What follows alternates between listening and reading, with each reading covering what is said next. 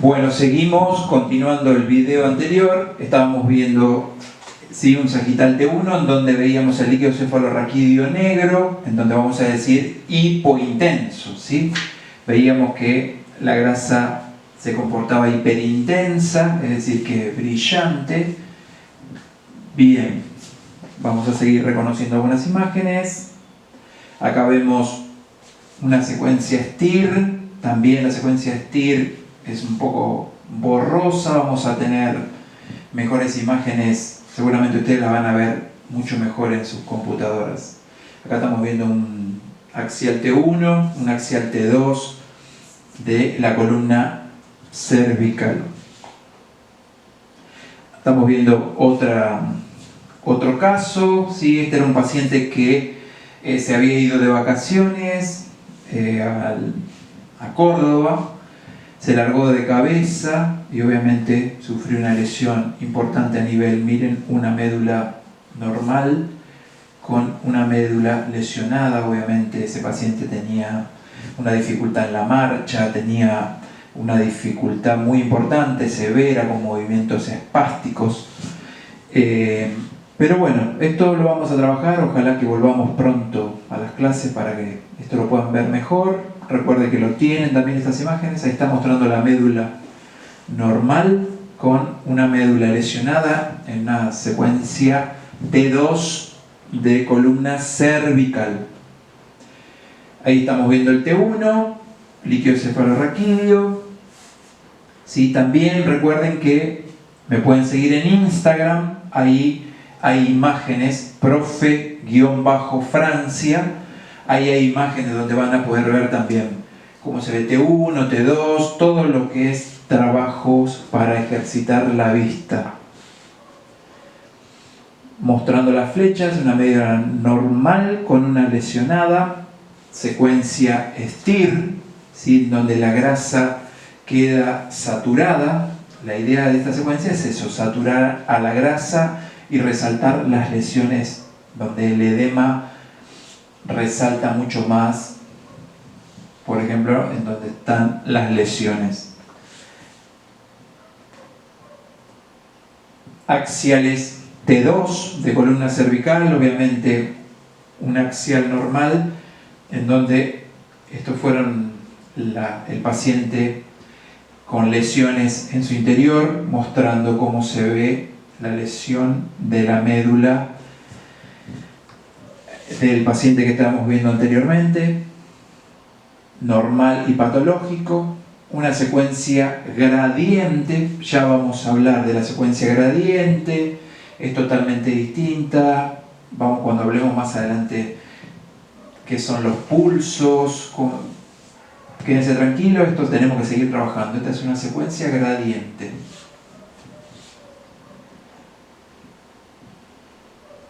Acá les estoy mostrando, ¿sí?, un sagital de una columna lumbar, sagital T1, líquido cefalorraquídeo. Entender como importante, también vamos a mezclar algo de anatomía. Tenemos que recordar, por ejemplo, dónde termina, por ejemplo, el filum terminal, ese final de esa médula, para luego tener las raíces de la cola de caballo. Tenemos que tener bien claro esa anatomía, entender, ¿sí? Pacientes en donde 5, 4, 3, 2, 1. Hay veces que el filum está aproximadamente de T11, ¿sí? T11 a L1, podemos encontrar distintas variables. Tener bien presente ese punto en la anatomía. Una secuencia STIR, anteriormente veíamos un sagital T2, también van a trabajar, miren la contextura de esos discos intervertebrales, por ejemplo, el disco intervertebral L5-S1 con respecto al de L4-L5, vemos que está más negro, ¿sí? Esto es deshidratación. Recordar que cada disco intervertebral tenía una parte pulposa y otra parte fibrosa. Lo fibroso se va a ver hipo, y lo que tiene que ver con el núcleo pulposo se va a ver hiperintenso en T2. Cuando un disco está lesionado, miren cómo se ve, ¿sí? Eso es una deshidratación de un disco intervertebral. Simplemente recordar que la parte, ustedes van a ser técnicos, no tiran patología, es simplemente para incorporar conocimientos. Jamás nosotros vamos a hablar de un diagnóstico a un paciente, jamás. Simplemente tenemos que crecer, entender, porque nuestra parte es preguntarle a ese paciente qué le está pasando, para luego entender lo que estamos haciendo, entender un poquito ese problema por cual nos viene a ver. Luego nosotros le informaremos al médico qué clínica tenía ese paciente, dificultad en la marcha, etcétera, de lo que le puede estar pasando. Ahí vemos un sagital STIR de una columna lumbar, exactamente lo mismo. Miren esos discos intervertebrales sanos contra un disco lesionado. Ahí estamos viendo lesiones. Acá vemos axiales en T1 de columna lumbar, axiales T2 de columna lumbar, ¿sí? Este paciente, bueno, tuvo una fractura, donde también vemos parte de los músculos psoas, ¿sí? De a poco también van a ir incorporando anatomía de las distintas estructuras que vamos a reconocer. ¿Sí? Acá estamos viendo una columna dorsal. Este fue un paciente que tuvo una caída de un árbol, estaba cortando el árbol, cae y obviamente tuvo una lesión medular a nivel dorsal. ¿Sí? Miren una médula sana, sin particularidades, contra una lesión por un traumatismo de un cuerpo vertebral, como lesiona a la médula. Acá estamos viendo T1. STIR, si bien es borroso, nos sirve para resaltar la zona de edema, ¿sí? El edema es muy importante. Miren unos cuerpos vertebrales medianamente estándar, cuando la lesión del cuerpo, como presenta edema dentro de ese cuerpo de la vértebra. Distintos axiales. Bueno, acá estamos viendo algo de encéfalo. En ese encéfalo, un corte tomográfico. Para una lesión en tomografía, nosotros nos alcanza con una sola imagen, obviamente va a dar una mínima información. Con respecto a resonancia, antes de decir qué tiene este paciente, hay que mirar 3 a 4 imágenes. Acá estamos viendo, por ejemplo, un axial T2, un axial T1 y un axial FLAIR. ¿Sí? Hiperintenso el líquido cefalorraquídeo, hipointenso en T1 el líquido, hipointenso en FLAIR. Simplemente la diferencia del T1 con el FLAIR es la sustancia blanca. ¿Sí? La sustancia blanca como resalta en el FLAIR con respecto al T1. ¿Sí? Ya vamos a ir viendo algunas patologías comunes más frecuentes.